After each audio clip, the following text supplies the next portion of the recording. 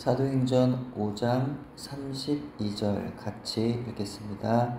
우리는 이 일의 증인이요 하나님이 자기에게 순종하는 사람들에게 주신 성령도 그러하니라 하더라. 아멘. 많은 분들이 성령을 무슨 기운 정도로 알고 있습니다. 성령님의 기운이 충만하여지면 성령께 사로잡혀 무아지경의 상태에서 신비한 은사나 능력을 발휘하는 것이라고 그들은 기대합니다. 하지만 이것은 성령 충만에 대한 매우 큰 오해입니다.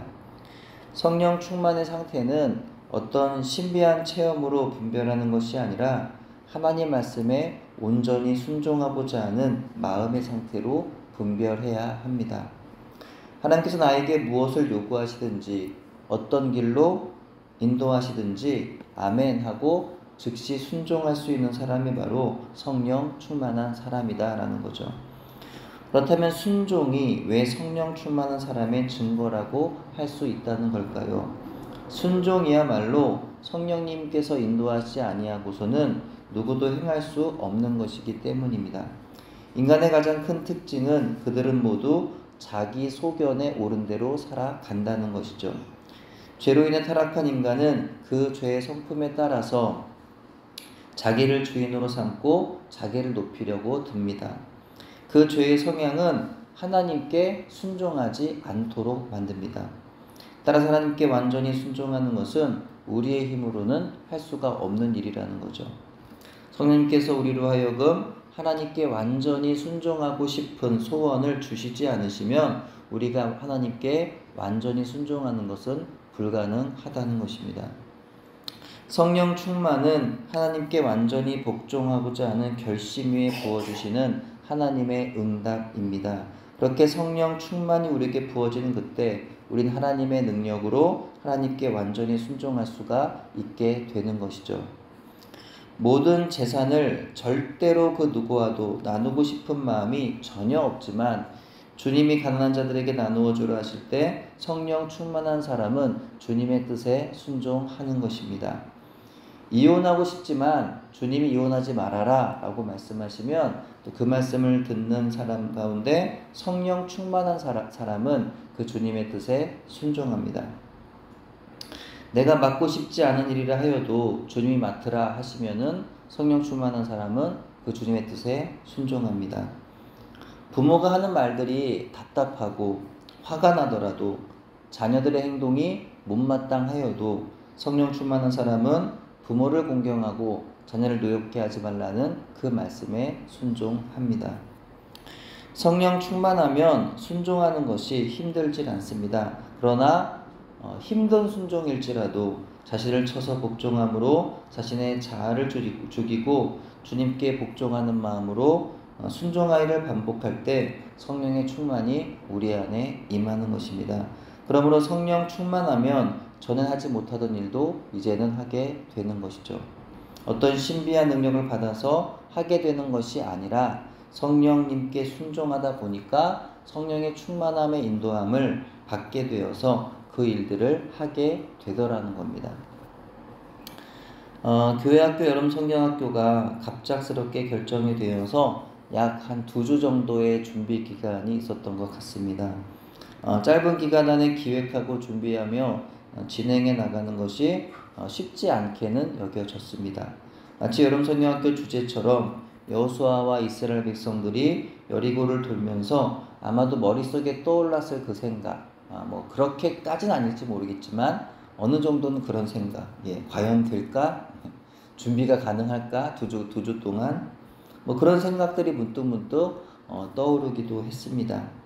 하지만 저와 아내와 전도사님 또 성도들이 각자 맡겨진 일에 믿음으로 순종하다 보니까 전혀 어느 한 가지도 문제 상황이 일어나지 아니하고 무엇보다 아이들이 기뻐하는 성경학교가 될 수 있었음에 감사를 드립니다.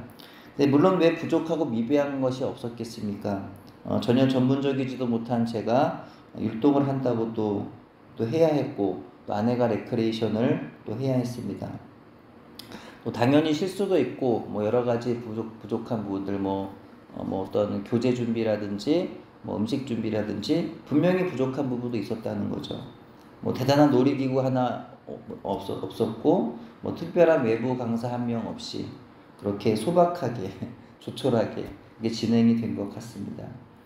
하지만 부족한 부분이 있어도 주님께 순종함으로 마음을 모아서 아이들을 섬기다 보니 기쁨으로 또 감당할 수 있었던 것 같고요. 또 아이들도 기쁘게 잘 참여해줘서 참 감사하다라는 생각을 또 하게 되었습니다. 순종의 마음을 주신 주님께 감사를 드리고 또 모든 일정 가운데 도우신 성령님께 감사를 드립니다. 시작해야 하는 그 순간에는 좀 어려울 것 같아서 이게 될까? 과연 될까? 뭐 이렇게 주저하게 되지만 성령님께서 하라 하셔서 순종했던 경험이 여러분에게는 있으십니까? 분명히 여러분에게는 어려운 일이지만 그럼에도 불구하고 순종해야 한다 하시는 하나님의 음성이 있으십니까? 그 음성은 무엇인가요? 매 순간 들려온 하나님의 음성, 성령님의 부르심에 우리가 순종한다면 우리는 믿음의 모든 길에서 괴롭고 고통스러운 게 아니라 진정한 기쁨과 행복을 경험할 수 있으리라 여겨집니다. 순종의 길이 순종 이전에는 두려워요. 아유 정말 이거 할 수 있을까?